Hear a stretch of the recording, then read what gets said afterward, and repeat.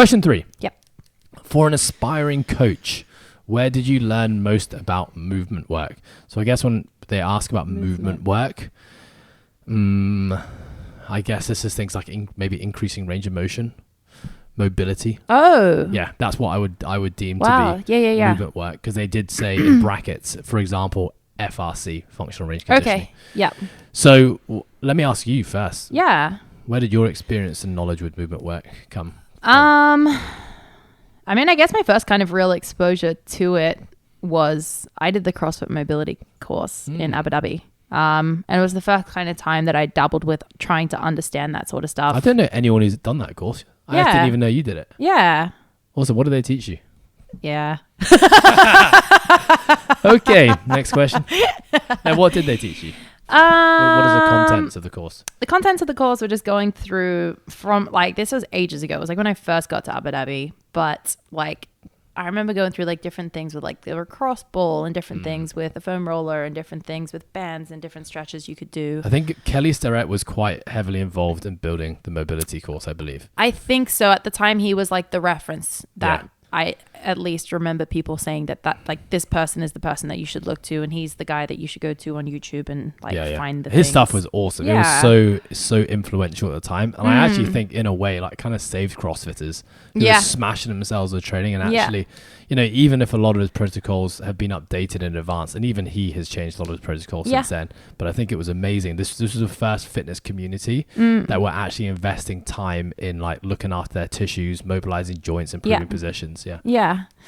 And then after that, I think that the next kind of exposure I had to it was just through like either personal injury or watching other people around me or those sorts of things, and having someone on board or in our facility that was a physio. So every place that I've worked, we've always had a physio on hand, and just asking them a ton of questions, because you normally see the same sort of recurring pattern. And I think a lot of the time it's actually to do with the programming that you see the same sort of things coming out as well.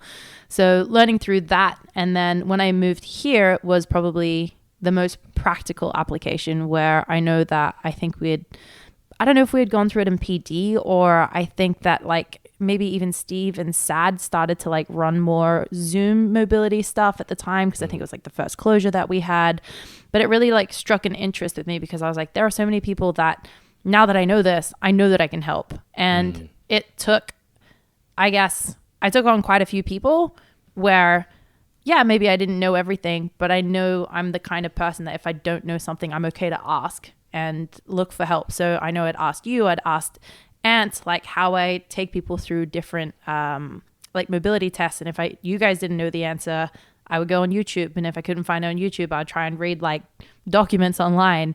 And through that, I kind of built my own library and then got to use people as like a trial and error kind of thing. Because there isn't like this specific, hey, if I give you this, it's going to fix your squat. Hey, if I give you this, it's going to fix this. It was like, okay, now I understand the basics of what's required for something like a squat. You need your ankle range. We need some hip mobility. We need external range, like all those sorts of things. I'm like, what is this person lacking? And what can I give them to be able to create a program that's going to get them from here to here? I guess, yeah. Coastal has been where I've learnt the most. And I think it's just because we have a very open team, and it's been really cool to be able to bounce ideas off each other and be like, okay, well, in a normal setting, this would work for this person, but it hasn't. What have you tried with other people, or what are other things that we can try to implement? So yeah, that's kind of been my experience. What about you? Nice. I mean, I think I love that you said your own experience with your own injuries and dysfunction has been a great teacher. And I would say probably overall, more than anything else, that's been my greatest teacher as well. I also came into the sport like literally not being able to do any movements because my movement was so shit.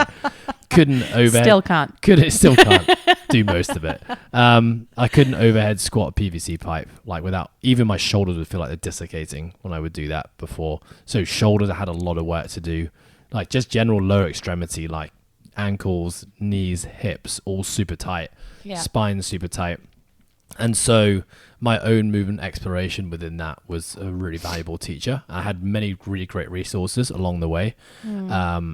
obviously I had a coach with Training Think Tank, Kyle Ruth, who was my coach for 7 years.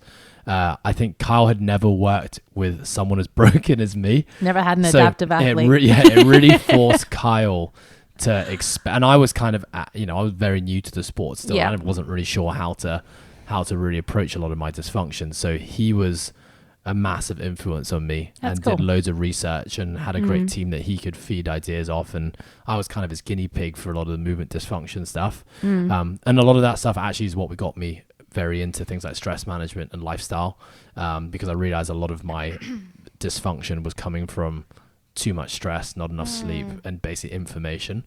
And so I guess my own dysfunction has been the catalyst for me then searching for things like courses. So I was really, really lucky to do this private workshop. Ant was a part of it as well with Ido Portal. Oh, And the this movement was, yeah, specialist. this was before we'd opened up a gym. So this was probably 2011 or 12. This is before Ido Portal became Ido Portal. He is now. didn't even really have like a Facebook following or anything. He was had become good friends with one of Ant's clients in Hong Kong, and she was raving about this guy called Ido, and he had a team here, and he was doing private PTs for those who could afford him because he was really, really expensive. And he was from Israel, and his team was going to be in Hong Kong for a few months. And she basically said, I'm going to organize a private workshop for you guys with Ido and his team.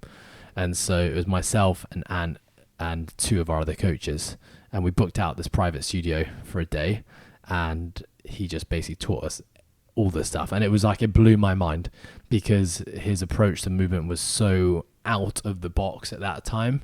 Basically saying don't put any limits on your body. You can achieve amazing things. Here are tools to do it. And he was a Charles Poliquin, a big Charles Poliquin guy from back in the day, which is a lot of where my education started. So it wasn't like it was wishy-washy woo-woo ideas of what you should do. It was linear progressions. A lot of end range stretching or loaded stretching, a lot of explorative movement work. So I went through a big experimentation with my own movement work after working with him. I'm just imagining this brick not really moving. Basically, what exactly was a very small brick, not moving very much. And then he basically, the following weekend, he ran one of his movement seminars. So he invited us down to that. So you got almost 3 one-on-one days working with Ido Portal. That's pretty cool. That back in the day was I look back and I'm wow, what a privilege that was. And how much I learned and took away from that. And principles I still use today all the time. Ido Portal was a massive one. The FRC seminar was really cool, functional range conditioning, that talked a lot about pails and rails and joint rotations, which is a daily practice I've been using ever since. That's been 4 years now. I really haven't skipped a day. That again, working with amazing physios, lots of different physios online, in-house. We have Eleanor with Body Shadow, who's amazing. I've worked with other great physios in Hong Kong. So yeah, I would say those are probably my biggest influences. Trying to think about the Strong Fit guys. Actually, I did the Strong Fit seminar and the Coaches Week a few years ago, and actually they had some really cool principles and protocols and things like internal torque, external torque, activation of tissues. That helped a lot as well.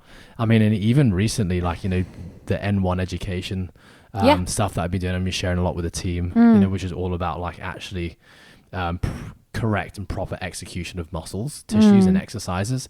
That is indirectly movement work. Yeah. I guess it's movement work, I guess, is anything, isn't it? Yeah. I was going to say, actually, probably the biggest thing that I've taken away recently is how to prescribe stuff to then prevent people from having to do that movement stuff that initially we thought we had. It was just because the programming wasn't right for them.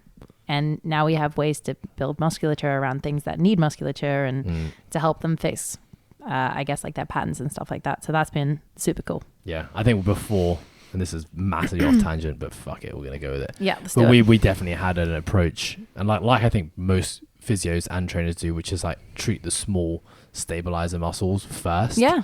But now, often when you look at why someone has pain or dysfunction, or mobility restrictions, we actually ask them to perform a basic simple exercise, and we'll often find faults in how they're doing that. And you often just fix those faults and teach them how to move correctly, and the body starts to heal itself. Agreed. Kind of crazy.